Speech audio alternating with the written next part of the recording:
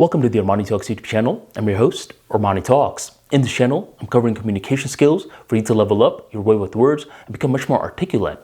In today's episode, we're diving into the land of mindset, and we're going to be talking about a theme that I've been noticing. Get-rich-quick schemes. This isn't something new. Get-rich-quick schemes have been a thing of many years. Ever since you could argue newspapers were a thing, get-rich-quick schemes were a thing. But nowadays, with the internet, we have newspapers on crack. You could get messages out there so freaking quickly, and you could distribute these get-rich-quick schemes at scale to a naive group of people that want to take shortcuts. I noticed this recently as I was talking with this one guy who learned about digital real estate. He's like, look, Armani, here's what I'm going to be doing.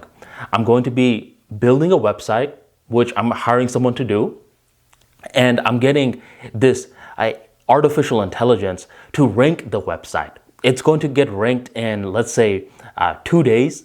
I'm going to sell ads on this website, sell some services. This website is going to eventually make $500. I'm going to scale this, and within, let's say, 6 months, I'm going to be making $25,000 a month. Isn't that cool? And I'm thinking, wait a minute, you're going to rank a website on page 1 on Google, you said in how many days? 2 days. I'm thinking, what in the hell makes you think that you're going to rank on page 1 on Google for a keyword-dense word in 2 days? There are millions of people that want that real estate on Google, page 1. What makes you think you're going to do it? That's when this guy was talking about his get-rich-quick scheme and how this was going to guarantee results. And when I heard this guy just talking away, I started to realize this guy is going through something that everyone goes through, just in different ways. Because there was a period in my life where I was looking for the shortcuts. I felt as though the shortcuts were going to save me a lot of time, only to realize that it wasn't saving me any time. Let's go back to 2014. In 2014, I had just moved to Virginia, and I liked Virginia, but I knew for a fact that I was not going to settle in Virginia. I was just staying here for some time in order to get some job experience until I went back to Florida. Now, for this transition for back to Florida, I wanted to go back as a different Armani. I wanted to look different. So while I was in Virginia and I was starting over, meeting a whole bunch of new people, I wanted to evolve my style. So I started to go to the usual suspects, Walmart, Ross, Burlington Coat Factory, looking for a lot of cheap clothes so I could build the style. And eventually, I found this shortcut in terms of building my style. In Burlington Coat Factory, you could get a lot of suits for just $90. Now granted, these suits look like they should fit on Shaquille O'Neal, not me. But this is a part of the shortcut. You buy a really big suit and then you take it to a tailor and get it tailored for your body. So I bought the suit for $90 and I'm going to the tailor to get a custom fit for $60. $150 total. This is a deal. So by the time the tailor customizes the suit, I notice something once I wear it. It's a little puffy on one side. Everything else in the suit looks good, but it's a little puffy on one side. So I let the lady know, hey, you missed a spot. And her pride got involved. She's like, who? Me? I didn't miss a spot. I'm like, yeah, lady, look. And I started to point it at her. And I pointed it in a way where she had to pick it up. So she noticed her error. Now, rather than thanking me, she begins rolling her eyes like, okay, all right, I'll fix it. Come back in 3 days. I'm thinking 3 days? I thought you were going to fix it right now. Because when I went to Virginia, initially I didn't have a car. So to coordinate rides was something difficult. But I was like, okay, I don't want any issues. I'll be back in 3 days. By the time that I come back, I noticed that she fixed this area, but you could tell that she did it with an agitated attitude. The sewing was very crooked and it was very aggressive. Where a lot of the lining was thin, this one was very bulky. You could just tell that she did it with anger. And I let her know. It's like, lady, look, this is all crooked. You fixed the puffiness, but you introduced a new issue. She's like, okay, look, I'll fix it, but you have to pay me. That's when I asked how much and how many days. She said, $60 and 3 days. I'm like, $60? You charge $60 for the entire suit, and now you're charging $60 for just one line of sewing? The math ain't mathing up. So I didn't want to give her any more business, and I was like, all right, you know what? This is a big loss on my end. This Frankenstein's suit does not look good. But I only spent $150. That's not that much.